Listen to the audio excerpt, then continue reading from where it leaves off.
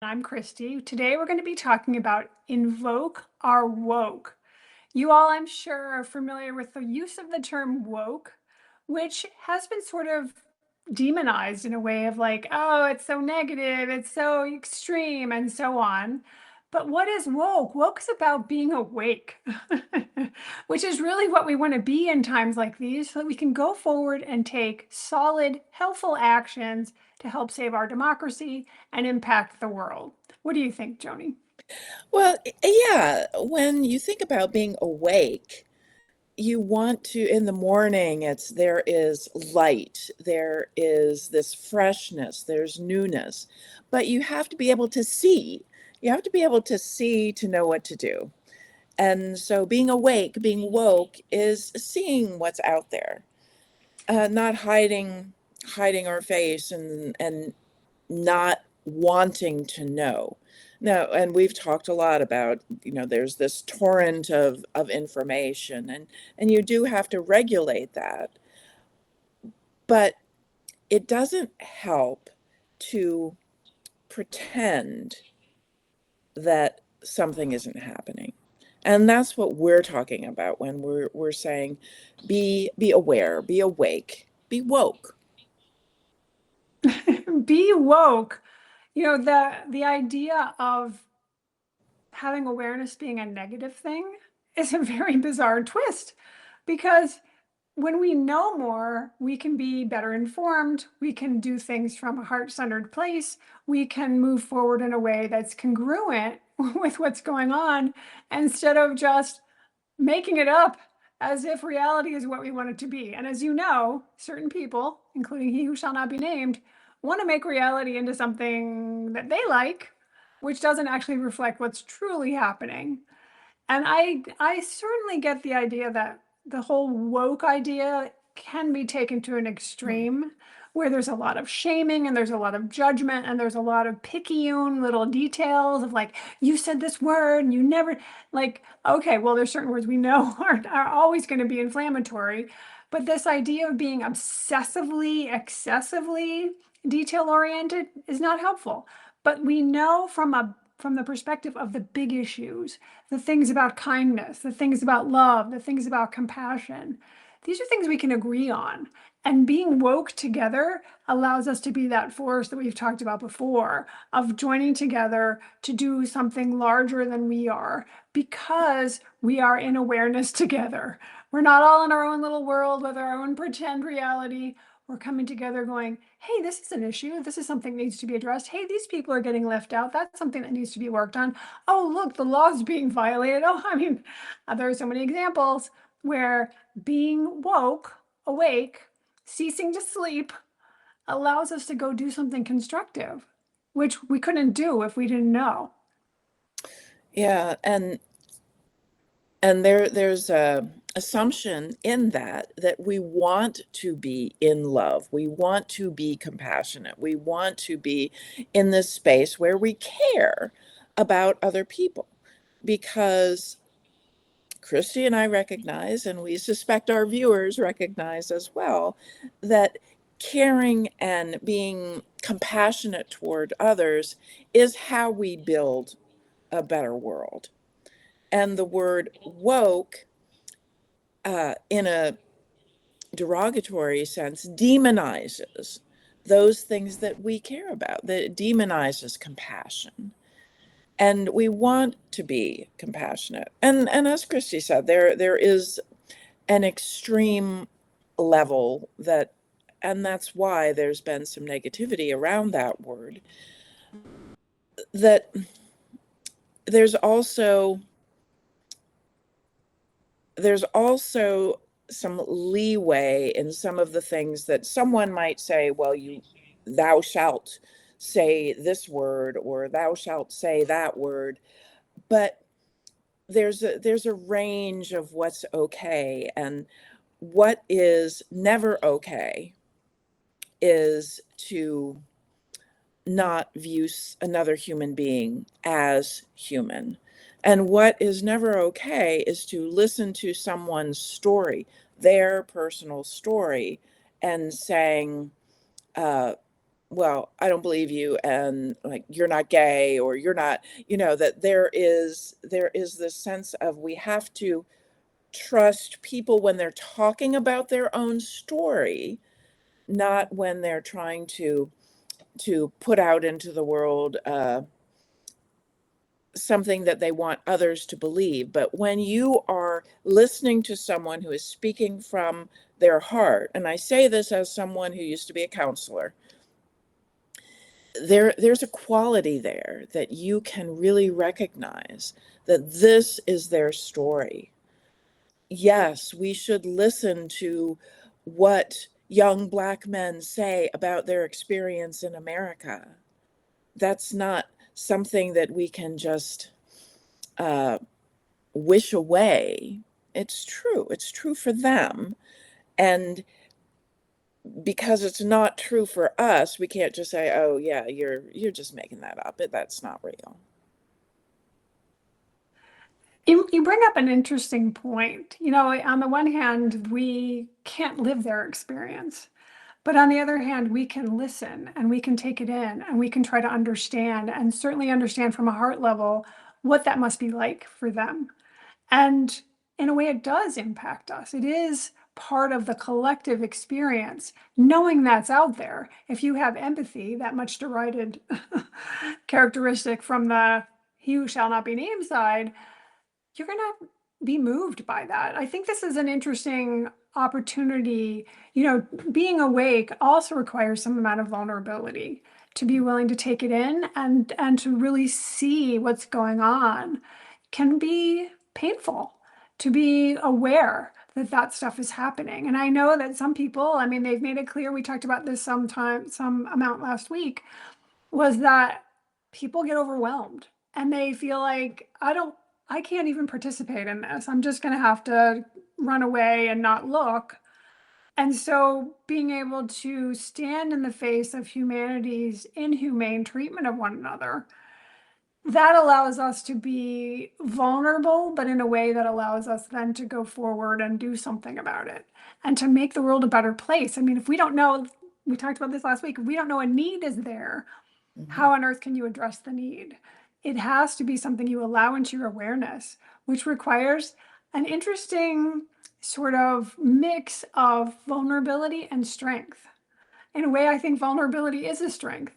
Being able to receive information and figure out what you want to do next, while very mindfully aware that and heartfully aware there's pain there, there's human suffering there, and being able to show up again and again. I think of the World Central Kitchen, who goes all around the world when there are emergencies and are disasters, and they bring food. I mean, it must be overwhelming to keep going to places where things have been obliterated and people are in chaos and there's death and destruction. And yet they keep showing up and they keep showing up and they keep showing up. Like that is such a grand example. It's not a scale that probably most people could handle on a regular basis, but it sets sort of a model for us for what we can do on a smaller scale if we're awake. Yeah, being awake, being aware of what's going on. And Christy was talking about that vulnerability.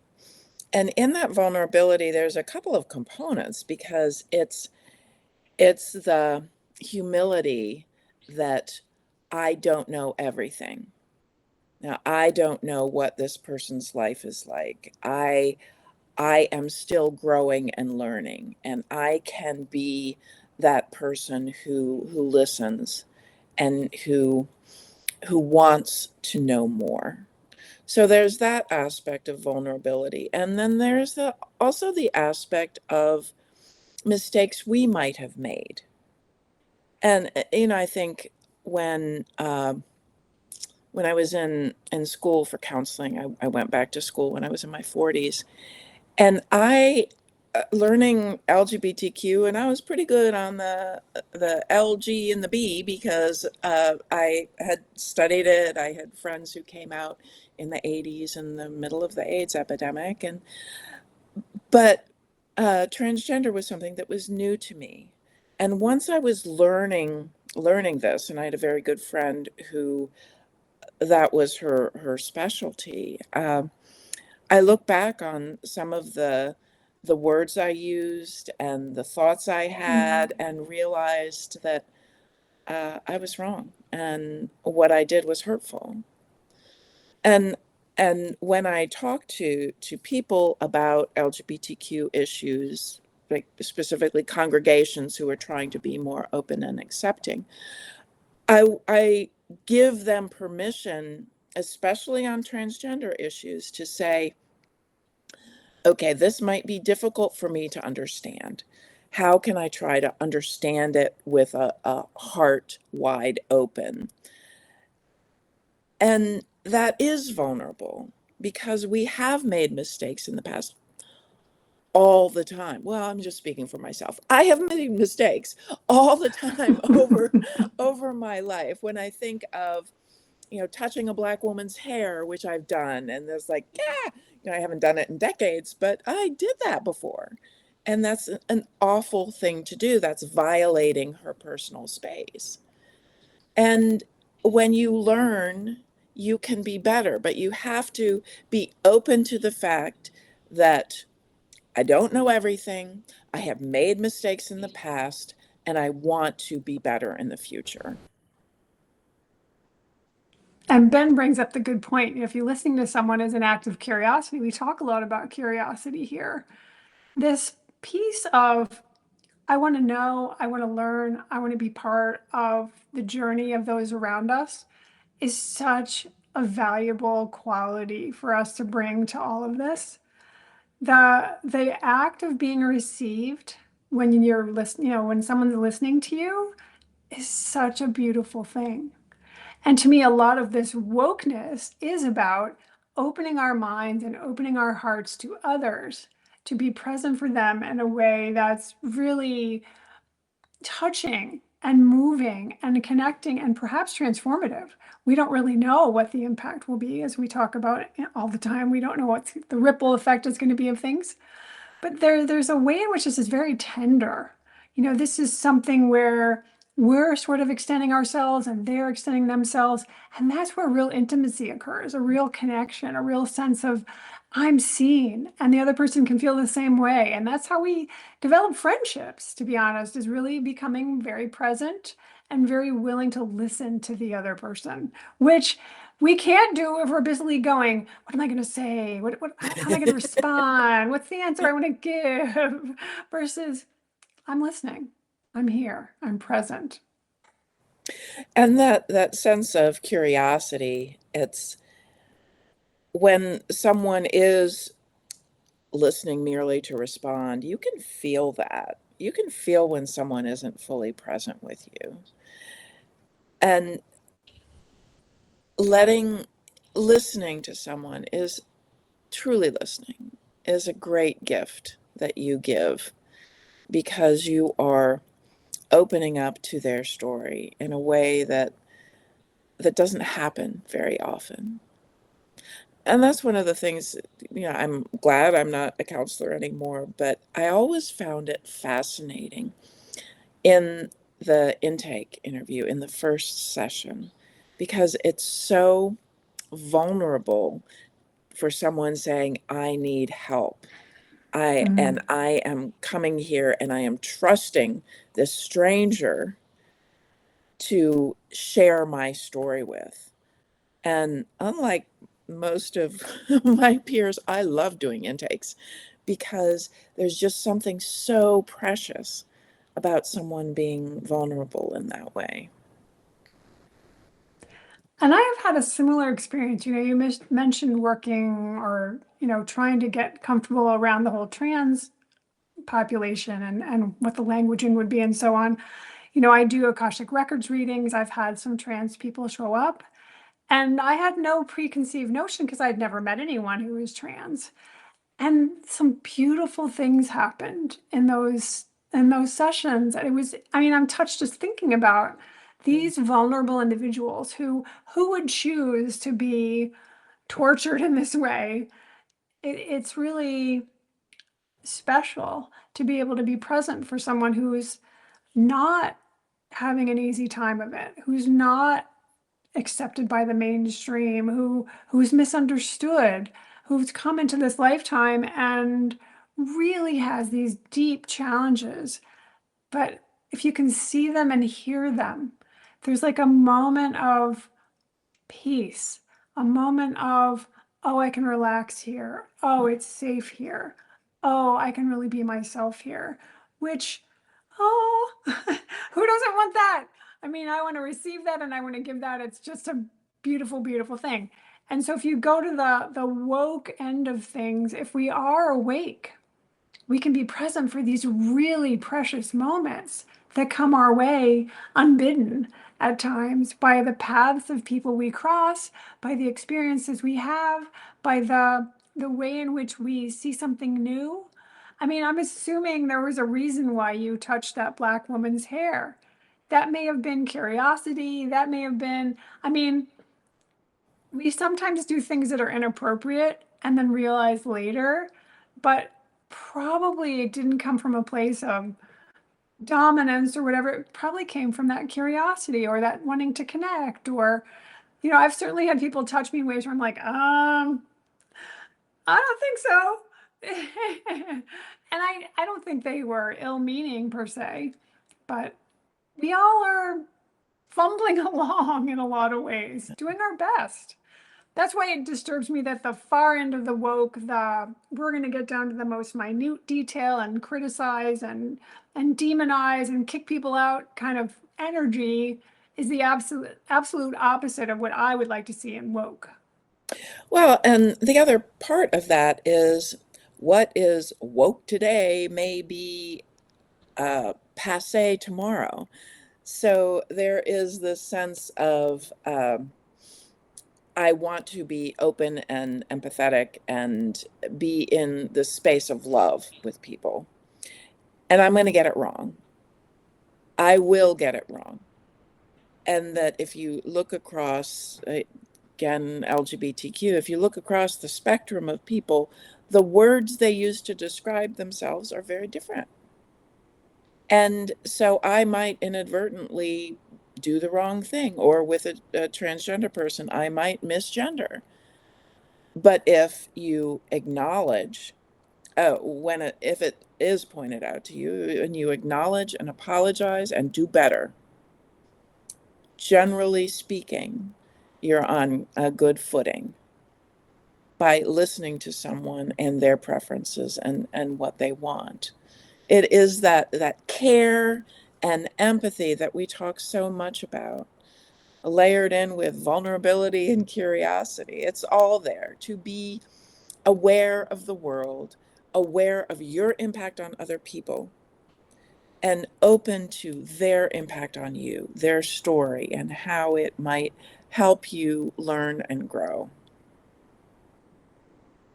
I think you've just struck upon something that is so key. Story. Hmm. What do we remember? We remember stories. It's one of actually the precepts in creating videos because people tend to remember our stories more than they remember some conceptual sort of thing. And those stories are what form some sort of a glue between us, sort of this connecting tissue between us because we all have stories, they're all relatable, they all have some shared human element and allow us then to connect in a different way. And these ways of ostracizing people tend to not have stories. Well, there are the stories eating the cats and dogs, but those are false stories. So we're talking about actual, honest to goodness, these things really happen kind of stories that allow us to relate to what's happened with them, for them, and so on. I mean, why else do you think we read books? Oh, like there's so many books out there still because we love stories. And that to me is part of being awake as well. If you're willing to listen to the stories, if you're willing to be present to their experience, then the possibilities for transformation are endless. I mean, this is me like the super optimist, like, oh, I've done that twice today. Then we can move into something that transcends all this awfulness that we're Yeah. experiencing now. This tsunami of awfulness really gets soothed and healed, I believe, through the power of story, through the power of connection, through the power of I see you, you see me. we see a better future. Let's head in that direction together. Well, and this being awake and aware, I'll tell you a story. When I was in my 30s, I was married, my first husband, and we were going through a rough patch. He had an affair, and we separated, and we were separated for a couple months. And then when we got back together, for the first time in that marriage, there was openness, honesty, and vulnerability. And it was hard. It was Mm. really hard because he may have had an affair, but it was not all on him. I was doing things that were contributing to this bad partnership. And it was this sense of possibility in that vulnerability. And then things continued to devolve. And 2 years later, same thing happened, but this time it's like this is it. But what I learned from that, and this changed my trajectory. I went to therapy. I was willing to look at myself and what I had done wrong. But one of the phrases that I have used ever since is, I would much rather face the truth than continue to live a lie. So it would have been easy to paper over the problems that we were having the second time. But no, no, it's much better from my personal experience. I would say I would 100% all the time face something that is hard to face, that makes me look at myself and go, all right, I made a mistake. How can I be better? How can I grow? How can I grow in love? Than to just pretend, than to be not woke, than to still sleep. I'd much rather be awake and aware and woke than living some sort of fantasy. This is such a powerful testament to what we're talking about here, because this translates in my perspective, from my perspective, right to our country. You know, those of us who attempted, I am one of these people, la la la, because at first, he who shall not be named term, I've said this before, I was just sort of like, oh my gosh, I can't look. Tell me when the 4 years are over. I just have to wait. I just want this to be done. And now that I'm awake and aware, I'm also sort of excited that we can build something so much better, not just from where we are now, which is not good, but from where we were before, which was so much less than ideal. That this is an opportunity for us through that awakeness, through that awareness, through being woke, so to speak, to what's going on, that we can say, no, this is what's important to us. Mm-hmm. This is what's important to us over here. This is what we really want. This is who we really are. This is what our values look like. We get to be part of this reconstruction, which really I'm actually getting excited about the possibilities of constructing something that really is more aligned to what we want as humans who love one another. And without this crisis, without this chaos, this would not be possible. So I'm actually ready to be awake and aware and available for this versus the first term where I was like, oh, because then I believed it would somehow resolve itself. And now I don't believe that. I don't believe if we all sit back and go la la la, that it will actually resolve on its own. Instead, stepping up is how it resolves. So let's be here for it. Let's be woke and then make sure we spoke. I don't know, I want to make it rhyme. Make sure we speak out and say what we want our world to look like. Right, and that's the values, because one thing about being woke is you're aware that your values are being violated. And going back to my story is, I I was by myself for a long time after that first marriage, after I got divorced. But I knew what I wanted, and I wasn't going to settle for anything less. And I got the perfect, perfect spouse for me. Uh, Because because, you're what you were aware and you were awake. Like you knew what you wanted and you could yeah, recognize when you saw it, like, ah, this feels like what I'm looking for. This is satisfying. This is what I want my life to look like. And you can't do that if you're busy like, I don't even want to look. I'm just gonna be single. I'm gonna be by myself forever because I don't want to know. I don't know. And I don't want to risk. Some of this is risking, to come out and say something or to do something, even, to go protest can feel like, oh, wow, this is a stretch and this is a leap for me, but it's totally doable. We are proud testaments of that. Both my husband and I, our first protest being No Kings 2.0, like we can decide that we're going to show up because we are aware and awake versus somebody fix this for me. Tell yeah. me when it's done. Wake me up from my sleeping capsule. I'm going to put myself on hold and then wake me up when it's done. Look, oop, that didn't work. Oh, okay. We got to wake up ourselves now. We need a lot of different alarm clocks set. Well, and that waking up, it is that new day, that new dawn, the new Is that new possibility that day? Christy talked about, the sense that we can rebuild something in a way that we never could even have imagined before. And holding on to that sense of possibility is also being aware and awake and woke. You wake up, and instead of putting your putting your head back under the covers, you get up. Why do you get up? Because you think there's possibility in the day, possibility to be more, to do more, to grow more, to love more. And that's the possibility I want for this country too. And you've got me going on a little bit of a minor tangent here is that, when we're in these situations, we can feel like our actions are pointless. And that could be the putting your head under the covers kind of thing. But what if your actions really are contributing something? What if there's an unseen force that sort of helping us move, sort of channeling us towards an outcome that is better, that's in the highest good of all, that phrase we often use here.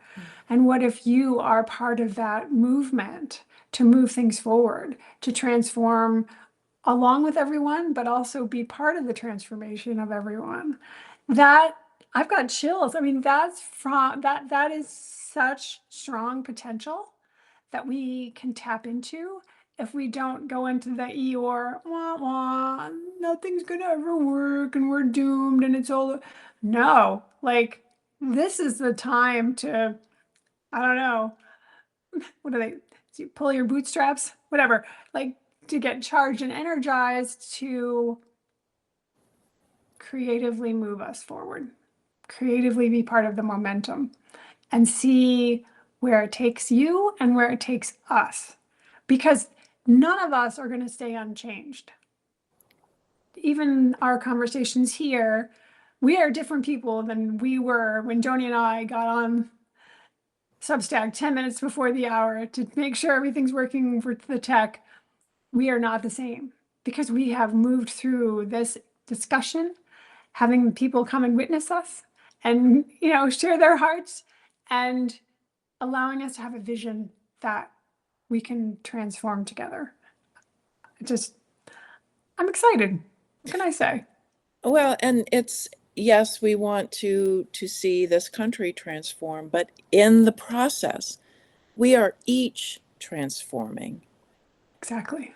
And as we stay in that space of what we want for ourselves tends to be what we want for others. What the ease we have in our lives, the love we have in our lives. We want that for other people. And we want that for this country and we want that for the world. Absolutely. And with that, let's go out. Let's put love into action together. Together. Take care, everyone. See you next week.